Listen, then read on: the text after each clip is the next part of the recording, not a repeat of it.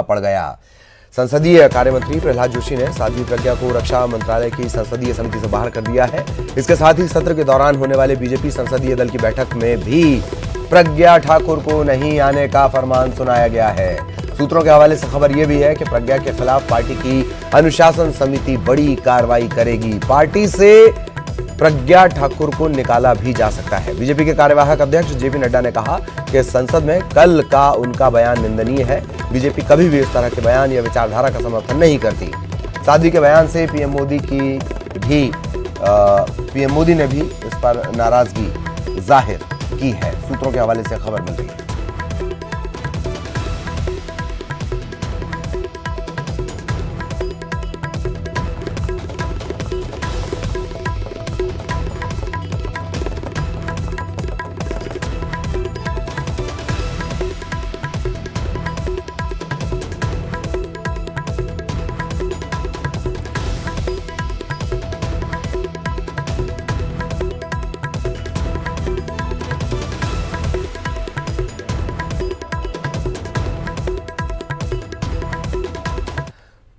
और लगातार रिएक्शन का दौर भी जारी है। बीजेपी के नेता रघुनंदन शर्मा, उन्होंने बयान दिया है पार्टी को साध्वी के खिलाफ, सांसद ठाकुर के खिलाफ कार्रवाई करनी चाहिए। उन्होंने दूसरी बार गलती की है। बीजेपी में उनका बयान स्वीकार नहीं किया जा सकता।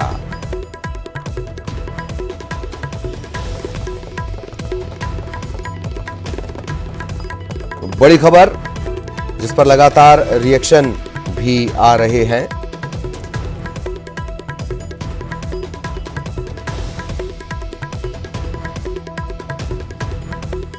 और राहुल गांधी ने प्रज्ञा पर ट्वीट करते हुए उन्हें आतंकी बता दिया। राहुल गांधी ने साध्वी को आतंकी कहा, ट्वीट कर प्रज्ञा को आतंकी बताया। आतंकी प्रज्ञा ने आतंकी गोडसे को देशभक्त बताया।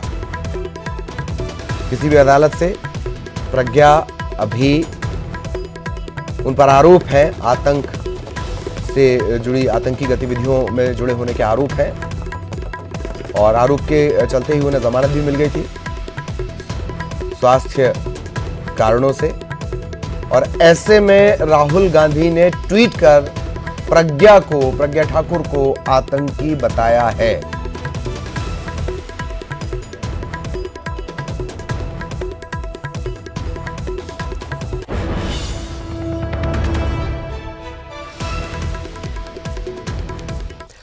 सहयोगी शरद इस वक्त हमारे साथ जुड़े हुए हैं। सीधा शरद के पास आपको लिए चलेंगे। शरद, लगातार प्रज्ञा को लेकर बयानों के सिलसिले भी चल रहे हैं। राहुल गांधी पे भी हम बात करेंगे, लेकिन ये कहा जा सकता है देर आयत दुरुस्त आयत।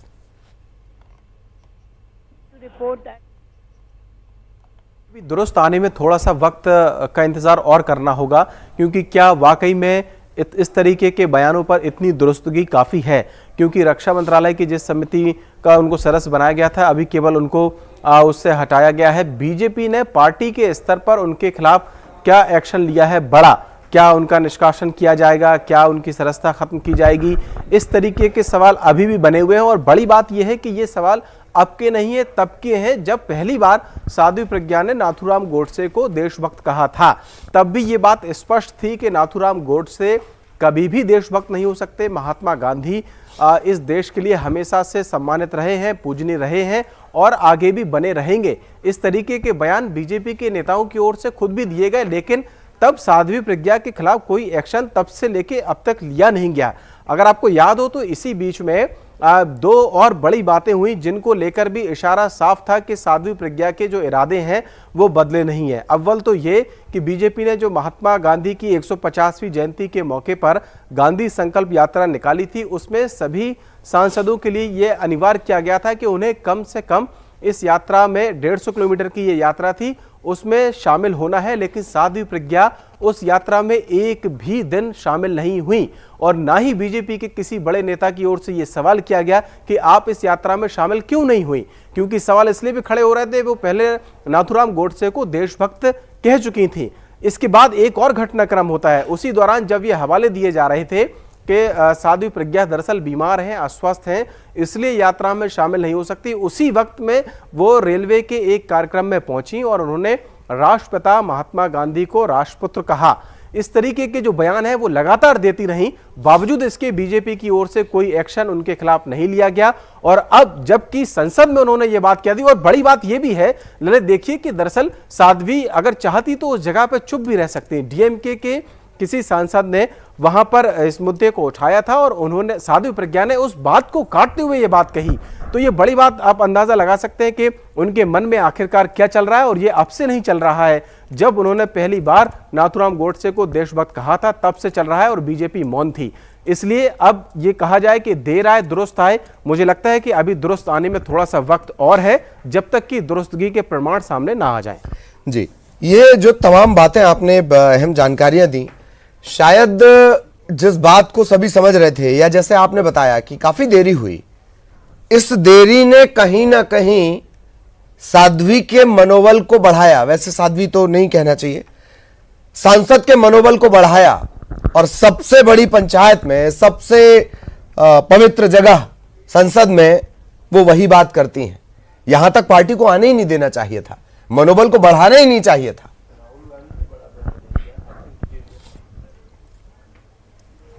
बिल्कुल, आपने एकदम सही कहा ललित। और दरअसल इस पूरे जो उनका मनोबल बढ़ा है उसकी शुरुआत ही उनका जो राजनीतिक करियर एक तरीके से शुरू हुआ, भोपाल से उनको उम्मीदवार बनाया गया दिग्विजय सिंह के खिलाफ में, उसी के साथ में हो जाती है जब साध्वी प्रज्ञा को यह एहसास हो गया था कि दरअसल चुनाव में हिंदुत्व का एक नया चेहरा जो बीजेपी तलाश रही थी, उसमें दरअसल बीजेपी ने साध्वी प्रज्ञा के अंदर तलाश लिया है।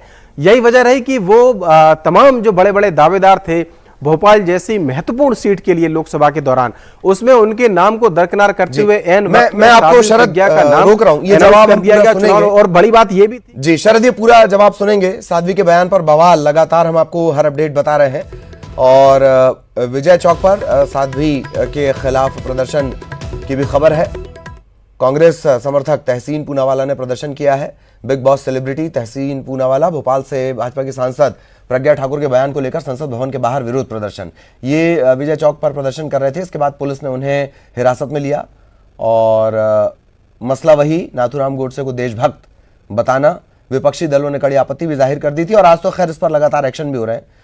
लोकसभा के रिकॉर्ड से इसे बेशक हटा दिया गया, लेकिन रिकॉर्डिंग से कैसे हटाया जाएगा? सहयोगी अनूप इस वक्त दिल्ली से हमारे साथ जुड़े हुए हैं। अनूप, प्रदर्शन के बारे में जानकारी? समर्थक माने जाते हैं और काफ़ी इस मसले पर उनका आक्रामक रवैया रहा। जिस तरीके से साध्वी प्रज्ञा सिंह ठाकुर ने बयान दिया, विजय चौक जहां पे मैं अभी खड़ा हूं उसी जगह पर थोड़ी देर पहले वो यहाँ पहुँचे थे और प्रदर्शन कर रहे थे।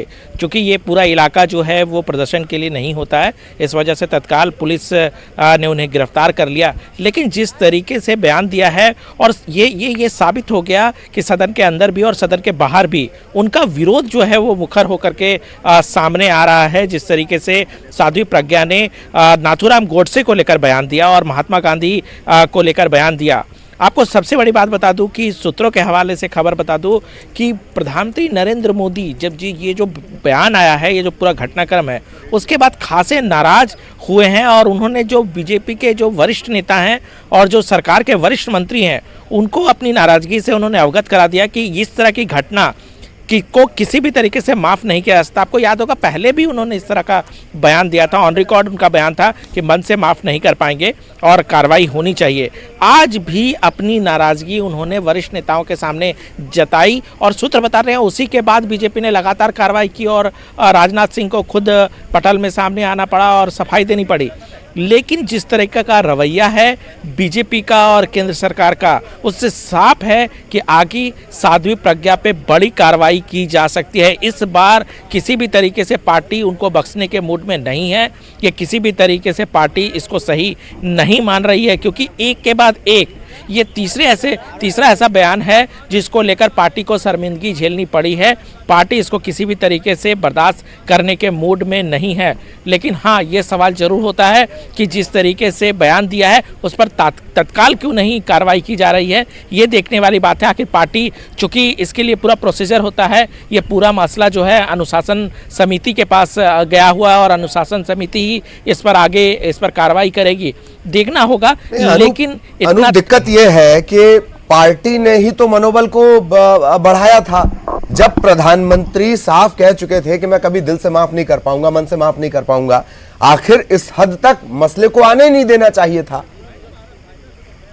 नहीं, जाहिर सी बात है, आप सही कह रहे हैं। जिस तरीके से उनका मनोबल जो है वो वाकई पार्टी ने ही बढ़ाया है, क्योंकि अगर पार्टी शुरुआत में ही अगर इन पर कार्रवाई करती तो ये नौबत का सामना नहीं करना पड़ता पार्टी को। जिस तरीके से पहले बयान दिया, पार्टी को ये लग रहा था कि एक दो बार उन्होंने बयान दिया है, क्योंकि देखिए साध्वी प्रज्ञा परंपरागत रूप से वो नेता नहीं कही जाती है। उनका जुड़ाव जरूर संगठन से रहा है, लेकिन एक मंझे हुए जो एक नेता होते हैं उनकी खासियत इसमें नहीं है। तो पार्टी को ये लग रहा था कि इनको परिपक्व होने में, इन्हें मैच्योर होने में कि किस तरह का बयान देना है सार्वजनिक तरीके से, किस तरह का बयान से परहेज करना है, क्या बोलना चाहिए क्या नहीं बोलना चाहिए।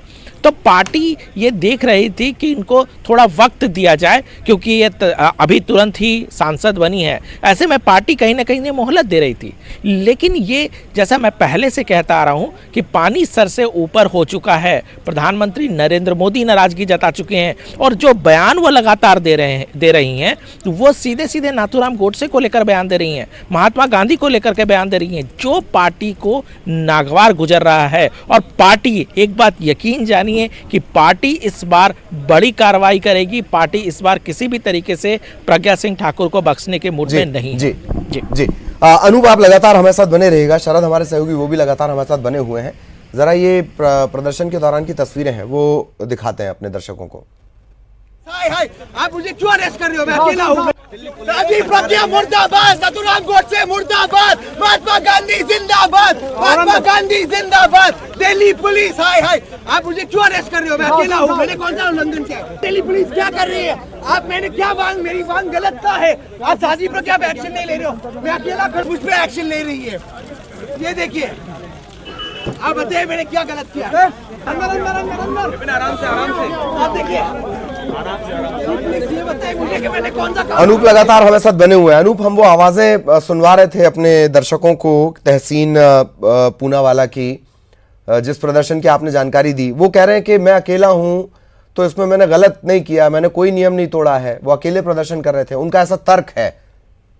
अनूप, ये जो एरिया है वो पार्लियामेंट का एरिया है, पूरा विजय चौक का एरिया। यहाँ पे किसी भी तरीके से प्रदर्शन करने पर रोक लगा हुआ है। इसलिए अकेले हों या आप सामूहिक रूप से 10 लोगों को लेकर आप आए हैं, उसका कोई फ़र्क नहीं पड़ता। अगर आप यहाँ प्रोटेस्ट कर रहे हैं, यहाँ किसी भी तरीके का प्रदर्शन कर रहे हैं, तो इस पर रोक है। और जो प्रशासन ने कार्रवाई की है वो सही कार्रवाई की है। जाहिर सी बात है, जो उनका प्रोटेस्ट है वो कह सकते हैं सही नीयत से है। जिस तरीके से साध्वी प्रज्ञा ने बयान दिया और महात्मा गांधी को लेकर वो बयान दे रहे थे, महात्मा गांधी को लेकर वो प्रोटेस्ट कर रहे थे और जिस तरीके से वो नारे लगा रहे थे। देखिए, इस मसले पर सभी तरफ से, चारों तरफ से पार्टी पूरी तरह से घिरती हुई नजर आ रही है। और आज भी जिस तरीके से राजनाथ सिंह का बयान आया सदन के पटल, उसके बावजूद भी विपक्षी पार्टियां एकदम पीछे हटने के मूड में नहीं है। लगातार आक्रामक रवैया अपनाए हुए, जिस तरीके से राहुल गांधी का ट्वीट भी हमने देखा। हालांकि राहुल गांधी ने पहले बयान भी दिया था कि ये तो उनके दिल में बसता है, इसलिए बार बार ये चीज़ें सामने आती है। उसके बाद राहुल गांधी ने ट्वीट करके भी सारी चीज़ें साफ कर दी और सारा बयान दिया और एक तरह से कटघरे में खड़ा करने की कोशिश सीधे बीजेपी को की है। अब देखिए, ये पूरा गेंद जो है वो बीजेपी के पाले में है कि साध्वी प्रज्ञा को लेकर बीजेपी कितना जल्द कार्रवाई करती है। क्योंकि देखिए, सदन शीतकालीन सत्र चल रहा है। महाराष्ट्र के बाद ये दूसरा ऐसा मौका आया है विपक्ष के हाथ पे, जिस पर सीधे सीधे कटघरे में खड़ा हो रही है बीजेपी और सरकार। ऐसे में जो विपक्षी पार्टियां हैं वो किसी भी तरीके से छोड़ने के मूड में नहीं है। विपक्षी पार्टियां जानती है कि इस तरह के मौके बार बार नहीं आते हैं, इसलिए जितना बैकफुट पे धकेला जा सकता है उतने बैकफुट पे धकेला जाए। अब तय बीजेपी और सरकार को करना है कि उनको कितने दिनों तक की राहत मिलती है साध्वी प्रज्ञा को। और दूसरी बात बता दूं कि जहां साध्वी प्रज्ञा रहती हैं, जहां साध्वी प्रज्ञा पार्लियामेंट के दौरान रहती हैं, वहां पर भी वो सुबह से नहीं थी, उनको देखा गया। तो यानी कि ये कुल मिलाकर के कहा जा सकता है कि अंदर खाने जरूर कुछ ना कुछ चल रही है, कुछ ना कुछ बातें हो रही है साध्वी प्रज्ञा पर कार्रवाई करने को लेकर। जी, वाकई। और जैसा आप जानकारी दे रहे हैं, एक बड़ा अच्छा वक्त है। इसे वक्त को लेकर पार्टी बीजेपी के पास एक बड़ा सुनहरा मौका है। इसे लेकर मेरा अगला सवाल रहेगा। शरद लगातार हमारे साथ बने हुए हैं। शरद, प्रोटेस्ट की भी तस्वीरें आ रही थी, इन सब के बीच एक ट्वीट भी आ गया और कुछ जल्दबाजी नहीं हो गई राहुल गांधी से? शब्दों को थोड़ा और बेहतर तरीके से वो लिख सकते थे। ये जल्दबाजी है या शायद ये सोचकर लिखा गया है?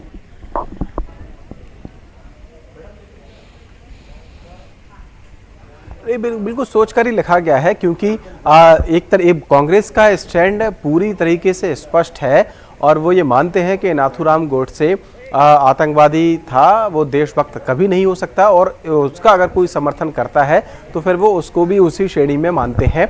ये राहुल गांधी का ट्वीट आने से पहले तक भी कांग्रेस के जो तमाम नेता हैं वो ये बात बोलते रहे हैं, लेकिन सवाल दरअसल तभी खड़े होते जो आज हम चर्चा कर रहे हैं इस बात को लेकर। अगर पहली बार जब राष्ट्रपति महात्मा गांधी के खिलाफ में नाथूराम गोडसे को लेकर जो बयान दिया था साध्वी प्रज्ञा ने, तभी अगर ये एक्शन ले लिया जाता पहली बार जब वो देशभक्त कह रही थी, तो शायद ये स्थिति देख आज नहीं बनती। और बीच की, जैसा कि मैंने आपको सिलसिला बताया कि किस तरीके का सिलसिला रहा है उनके बयानों को लेकर, साध्वी प्रज्ञा के बयानों को लेकर, और उसके बाद भी कोई एक्शन नहीं लिया गया, तो फिर कहीं ना कहीं सवाल खड़े होते हैं ना कि आखिरकार क्या मजबूरी है बीजेपी की ऐसी कि एक उनका सांसद वो अगर कोई छोटा मोटा कार्यकर्ता हो, उसी बीजेपी में तमाम जो नेता हैं अनिल सौमित्र जैसे, वो अभी भी निष्कासन का दंश झेल रहे हैं, लेकिन साध्वी प्रज्ञा के ऊपर अब तक कोई एक्शन नहीं। जी, मैं आपको एक बात और याद दिलाना चाहता हूं कि जब पहली बार साध्वी प्रज्ञा ने नाथूराम गोडसे को देशभक्त कहा था, तब भी अनुशासन समिति जो बीजेपी की है उसको ये उनका पूरा मामला भेजा गया था और दरअसल वो सांसद थी, इस वजह से प्रदेश संगठन की ओर से ये कहा गया कि वो सांसद है, लिहाजा कार्रवाई केंद्रीय आला कमान को करनी है। हाँ। तो वो अनुशासन समिति की रिपोर्ट आखिरकार अब तक क्या सामने निकल के आई है, वो या अब तक 10 दिनों की कोई मियाद थी, दिग्गज नेता है, और 10 दिनों के भीतर इतने नए मसले आ जाते हैं कि ठाकुर पीछे चली गई, लेकिन बयान देना उन्होंने जारी रखा। कांग्रेस को लेकर सवाल मैंने इसलिए भी सोचने शब्द का इस्तेमाल इसलिए भी किया था, कई बार विज्ञापन तारीफ के लिए छपवाए जाते हैं पार्टी की तरफ से, वो ताना बन जाते हैं, बाद में पता चलता है प्रिंटिंग वाले ने मिस्टेक कर दी। तो खैर, आप लगातार बने रहिएगा। ये जो सवाल, ये जिस मसले पर हम चर्चा कर रहे थे उस पर करेंगे। जरा बीजेपी नेता रघुनंदन शर्मा का बयान हमारे पास आ गया है, उनसे हमने चर्चा की न्यूज़ 18 ने, वो सुनवा दें और उसके बाद मैं आप दोनों से एक ही सवाल को लेकर चर्चा करूंगा।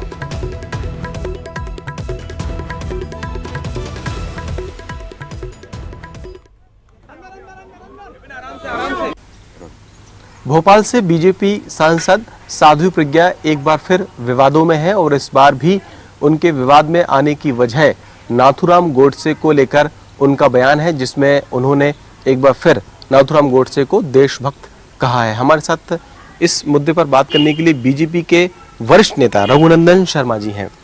रघुनंदन शर्मा जी, आखिरकार क्या वजह है कि साध्वी प्रज्ञा नाथूराम गोडसे के प्रति उनका जो प्रेम है उसको छोड़ नहीं पा रही हैं? वो पहले भी आपको याद होगा उन्होंने उन्हें देशभक्त कहा था, तब ये कहा पार्टी ने कि उनका व्यक्तिगत बयान है, लेकिन अब तो लोकसभा में उन्होंने बोल दिया है। मुझे लगता है कि साध्वी प्रज्ञा को वाणी का संयम रखना आवश्यक है। अनावश्यक मुद्दों पर बोलना उचित नहीं है। वो एक निर्वाचित जनप्रतिनिधि है, हजारों और लाखों लोगों ने उनको मतदान देकर अपना अधिकार प्रदान किया है और ऐसे में उनका व्यक्तिगत रूप से या किसी भी प्रकार से किसी व्यक्ति के प्रति लगाव होकर के और अपनी बात को बोल देना, इसको उचित नहीं कहा जा सकता है।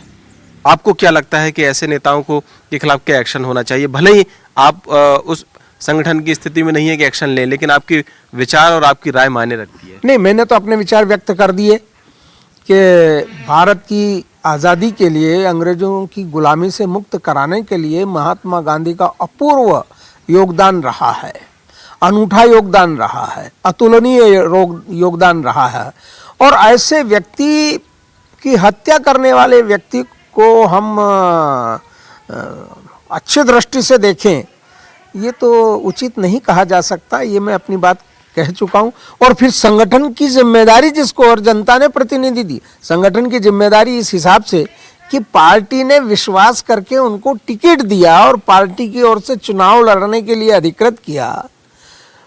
पार्टी का समर्थन प्राप्त करने के बाद वो प्रत्याशी हुई थी और जनता का समर्थन प्राप्त करके वो सांसद बनी। ऐसे में बहुत ही जिम्मेदारी पूर्वक उनको बोलना चाहिए। यदि वो दूसरी बार त्रुटि करती है तो निश्चित रूप से पार्टी को इस बारे में कुछ न कुछ कार्यवाही उनके बारे में करने का सोचना ही चाहिए। तो ये हैं रघुनंदन शर्मा जी, जिनका साफ तौर पर कहना है कि नाथूराम गोडसे कभी भी उस स्थिति में नहीं हो सकती जिनके बारे में साध्वी प्रज्ञा बात करती हैं। जहां तक बात साध्वी के बयानों की है तो निश्चित तौर पर संगठन को उनके इन बयानों को गंभीरता से लेना चाहिए और उनके खिलाफ जरूरी एक्शन भी लिए जाने चाहिए। कैमरामैन अजय के साथ शरद श्रीवास्तव, न्यूज़ 18 भोपाल। और छत्तीसगढ़ के मुख्यमंत्री भूपेश बघेल कोई मौका नहीं छोड़ रहे हैं। भूपेश बघेल ने साध्वी मामले पर निशाना साधा है। शुतुरमुर्ग बनने से काम नहीं चलेगा, बड़ा पंच। नरेंद्र मोदी और अमित शाह जी सामने आकर प्रज्ञा ठाकुर के बयान पर देश के सामने अपना रुख साफ करें। वे देश के सामने कहें कि गांधी के हत्यारे गोडसे के प्रति उनके मन में क्या है।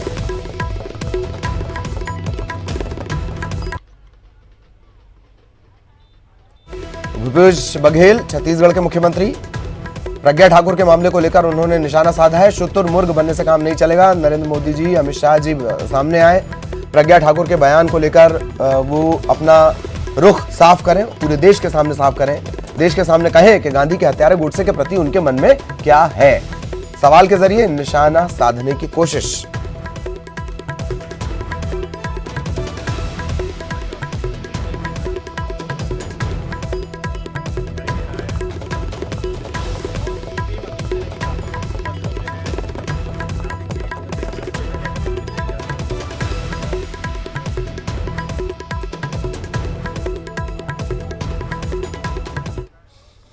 और जैसा कि लगातार शरद और अनूप हमारे साथ बने हुए हैं, आप दोनों से मेरा एक ही सवाल रहेगा। और चूंकि आप दोनों लगातार राजनेताओं से मिलते रहते हैं, बातचीत करते हैं, अनूप पहले, शरद पहले आपसे कि क्या बीजेपी के पास अब एक बड़ी लकीर खींचने का मौका है कि और सख्त कार्रवाई कर वो दिखाए जो लगातार बैकफुट पर रही है बीजेपी, या जितना डैमेज प्रज्ञा ठाकुर ने किया है उन्हें पार्टी से निकालकर क्या एक बड़ा मैसेज दे सकती है बीजेपी रणनीतिक तौर पर भी? शरद।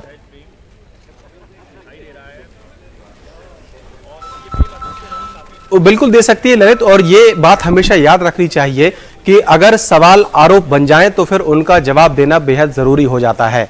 जो सवाल साध्वी प्रज्ञा पर अब तक उठ रहे थे वो अब आरोप बन चुके हैं और इन आरोपों का जवाब अब बीजेपी को देना बेहद जरूरी हो गया है और निश्चित ही कोई ना कोई एक्शन उनके खिलाफ में लिया जाना चाहिए, क्योंकि ये बात स्पष्ट होनी चाहिए कि आखिरकार बीजेपी साध्वी प्रज्ञा के बयानों से सहमत है या नहीं है। वाकई। और अनूप, आपसे भी मेरा यही सवाल कि क्या इसी पर हम, हालांकि इससे पहले हम चर्चा कर रहे थे, थोड़ा और विस्तार में इसे दे रहा हूं कि क्या बीजेपी के पास अब एक बड़ी लकीर खींचने का मौका है तमाम तरह के जो डैमेज हुए हैं पार्टी को, चाहे वो बयान को लेकर हो या महाराष्ट्र को लेकर हो? जाहिर सी बात है कि जिस तरीके से केंद्र सरकार, प्रधानमंत्री नरेंद्र मोदी और बीजेपी महात्मा गांधी के विचारों को लेकर के पूरे देश में अभियान चला रही है, कई कार्यक्रम इस साल हो रहे हैं, और ऐसे में अगर महात्मा गांधी को लेकर और नाथूराम गोडसे को कोई देशभक्त बताता है, ऐसे में पार्टी उनको बचाए रखेगी, ये किसी भी तरीके से उचित नहीं दिखता है। और पार्टी का रुख साफ है कि पार्टी आगे कार्रवाई कर सकती है। और वाकई आपने सही कहा कि ये वक्त है पार्टी के लिए कि उन पर कड़ी कार्रवाई करके एक लकीर खींचने की कोशिश करे कि इस तरह का बयान, नाथूराम गोडसे को देशभक्त बताने जैसा बयान अगर कोई भी पार्टी का नेता अगर देता है तो पार्टी उसको किसी भी तरीके से बर्दाश्त नहीं करेगी।